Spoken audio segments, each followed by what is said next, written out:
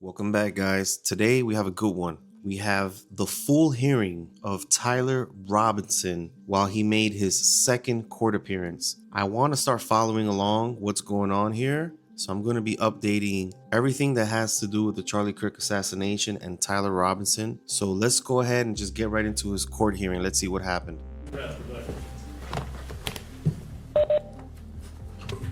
Please be seated. Good morning. Court is now in session.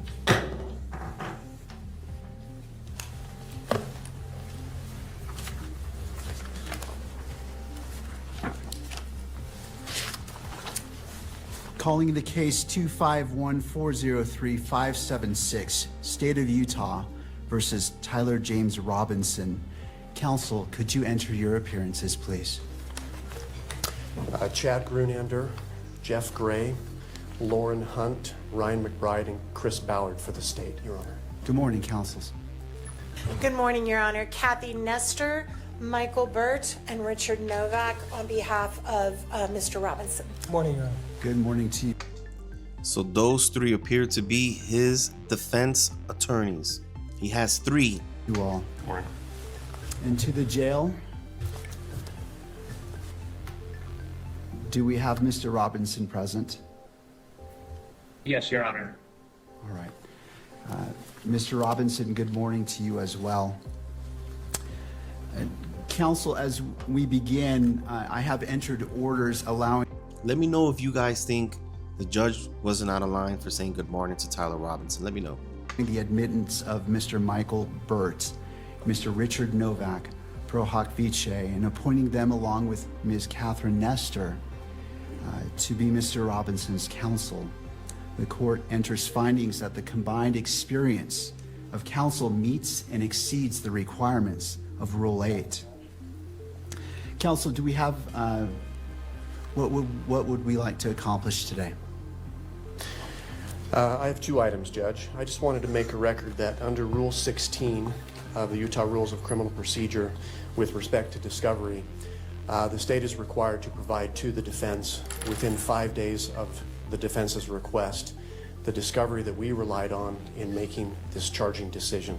We'll be prepared to do that, so we'll look for defense counsel's request or the next day or so, and we'll provide that to the defense.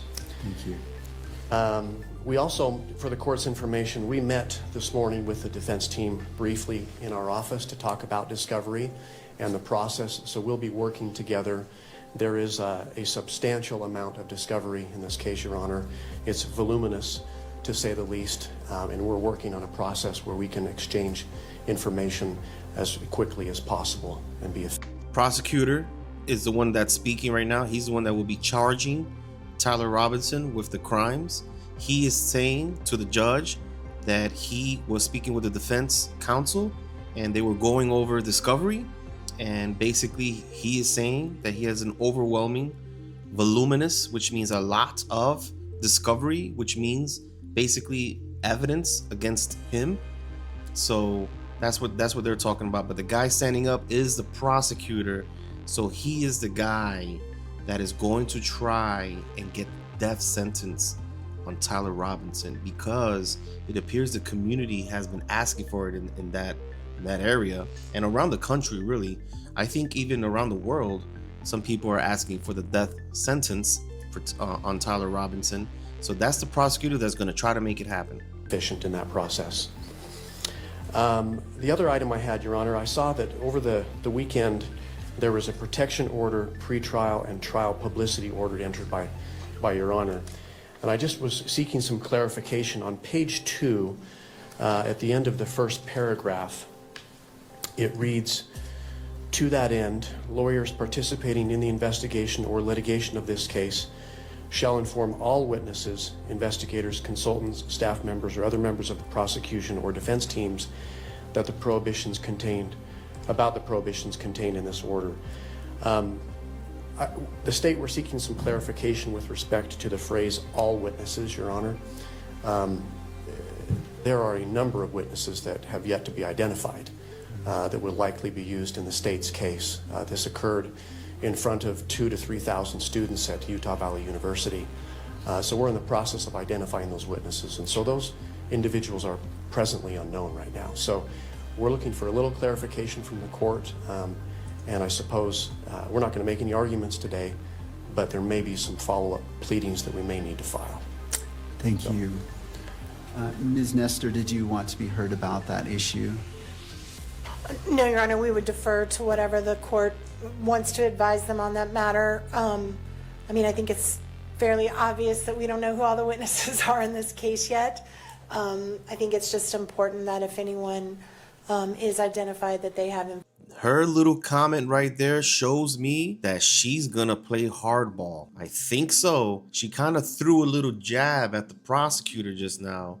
She chuckled and she goes, huh, of course we're not gonna know all the people. Like, you know, trying to make it sound like, duh, there's a bunch of people that were present at the shooting, so of course we're not gonna know.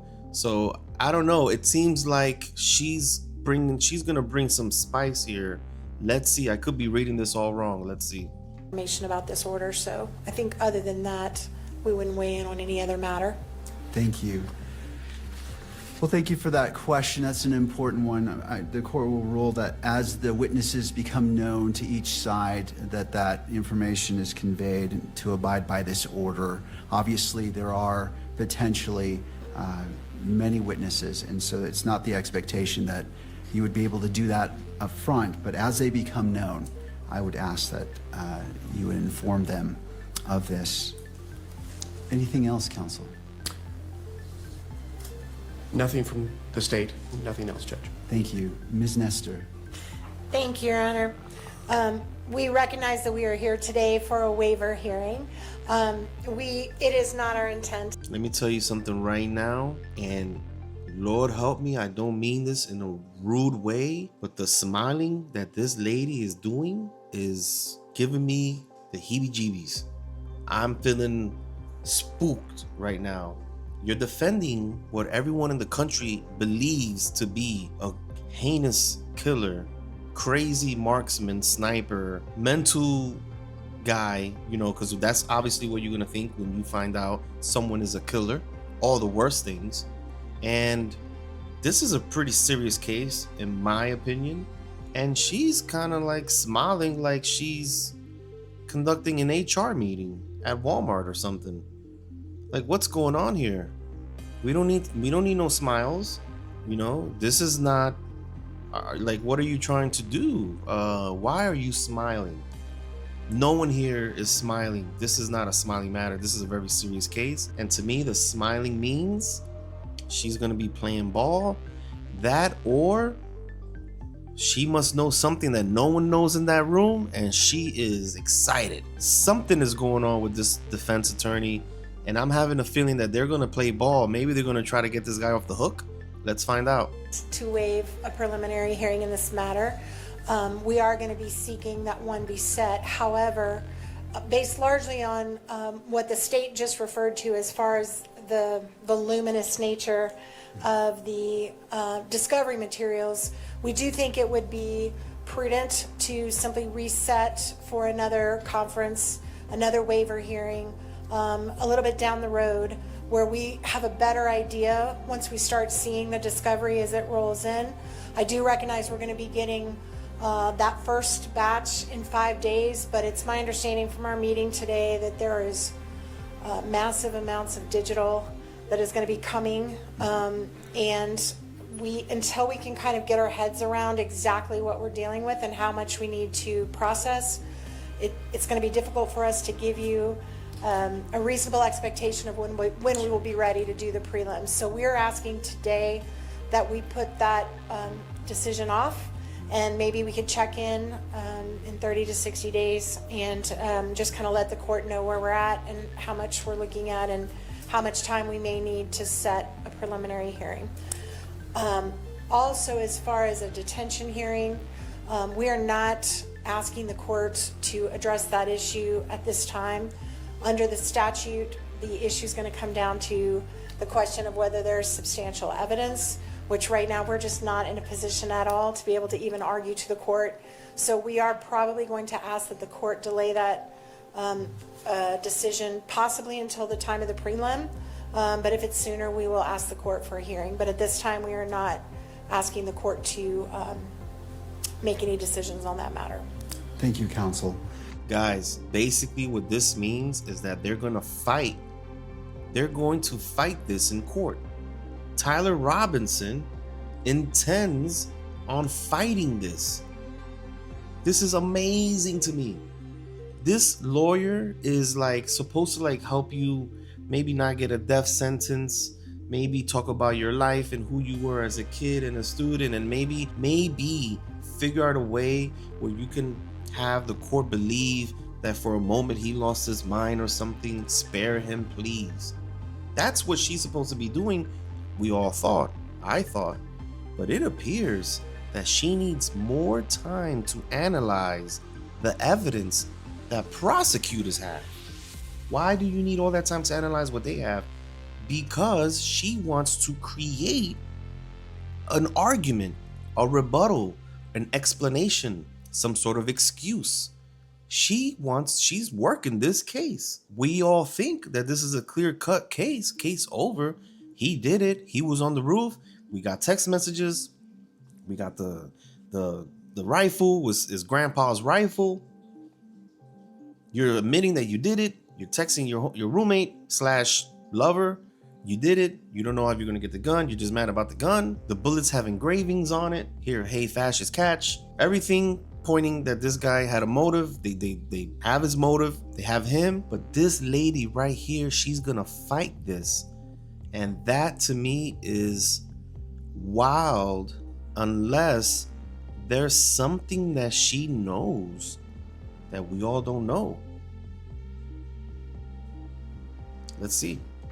In regards to the next hearing date, how about October 30th at 10 a.m.? That works for the state, Your Honor. Thank you. All right. That's fine for the defense, Your Honor. All right. Now, as we're at the beginning, anything further from counsel from either side? No, Your Honor. Thank you. No, Your Honor, thank you. As we are at the beginning of this case, it is my intent to only speak when I'm needed or it is necessary. But today I do wish to provide guidance and expectations that you can have for this court and wish to enter an order as well. As this case moves forward, Mr. Robinson's constitutional rights will be protected at every stage. He sits before this court presumed innocent, and that presumption remains unless and until each element of every offense charged against him is proved beyond a reasonable doubt. At the same time, and as applicable, victims are entitled under our Constitution to be treated with fairness, respect, and dignity, free from harassment or abuse. Justice demands that both of these principles, the rights of the accused and the rights of victims, be honored without compromise. I remain steadfast in my oath that I made 56 days ago to support and defend the constitutions of the United States and of Utah. I will carry out my duty. Wait a minute. Is he saying what I think he's saying? He's only been a judge in Utah for 56 days? Why bring that up? And I'm getting some vibes off this. Let me know, guys, if you feel what I'm feeling. With fidelity, transparency, and impartiality, treating every person who appears before me with the dignity and respect they are inherently due because they are human beings. Let me be clear. I will not put my finger on the scale of justice. These proceedings will be open to the public, conducted in accordance with the law, and handled with diligence and competence to ensure that justice is never compromised. It is the standing order of this court that Mr. Robinson shall be allowed to appear in person so he can fully engage with his attorneys and participate in these legal proceedings. Counsel, regardless of who is watching, whether it is the nation or a single individual, we must fulfill our roles with integrity, civility, and diligence. I encourage each of you to give your very best to this case. Neither Mr. Robinson nor the people of Utah deserve anything less than the fair and impartial administration of justice. In regards to the next hearing, counsel, on that October 30th date at 10 a.m., it's the court's intent that be in person if it be the wish of counsel for the defense for Mr. Robinson to be present. It is, Your Honor. Thank you. Thank you. Counsel, anything else that we can address today? Your Honor, we appreciate the court's comments with respect to Your Honor's role in this case. In like matter, we commit to approach this case with integrity, with professionalism and civility. We are truth seekers. We will aggressively pursue the truth in this case. Thank you. Thank you. All right, counsel, unless there's anything else, thank you for being here. Why is she smiling so much? And what did the judge just say? Why are you saying what we already know? Is that something that you're supposed to always mention? Like, hey, I'm not gonna tip the scale. I'm just letting you know I'm not gonna tip the scale. Just letting you know I'm not gonna tip the scale. Why are you telling us that? We would assume that you're not going to tip the scale. We are already assuming that you're not going to tip the scale. I don't know, guys. Let me know what's going on. This is looking like it's getting kind of deep. We have the defense attorney.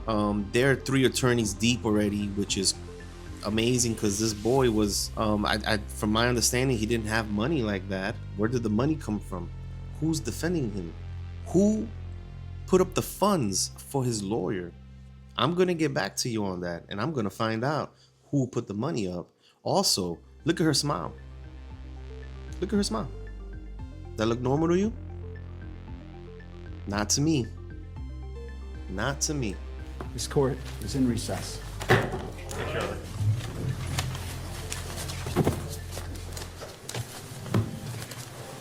My standby. You're okay.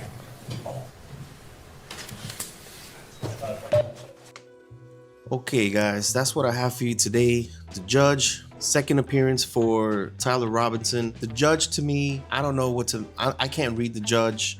He appears so far to be neutral. That's my current assessment that I can make. I cannot tell you, oh yeah, this judge is biased, he's gonna help Tyler Robinson get away. Or I can't say this judge is biased, he's gonna make sure Tyler Robinson gets the death sentence. Because from my understanding, what's on the table is the death sentence. The governor of Utah said he's going to pursue it, or the attorney general. So I think that's what they're going to pursue. Maybe the reason why the judge is being really extra formal with everything is because he has to make a decision on taking someone's life, and it's going to fall on him to take Tyler Robinson's life. So let's see how this goes, guys. That's what I have for you today. Tyler Robinson's second court appearance. Let's follow along. I'll see you later. Be safe out there. Peace out. Like and subscribe.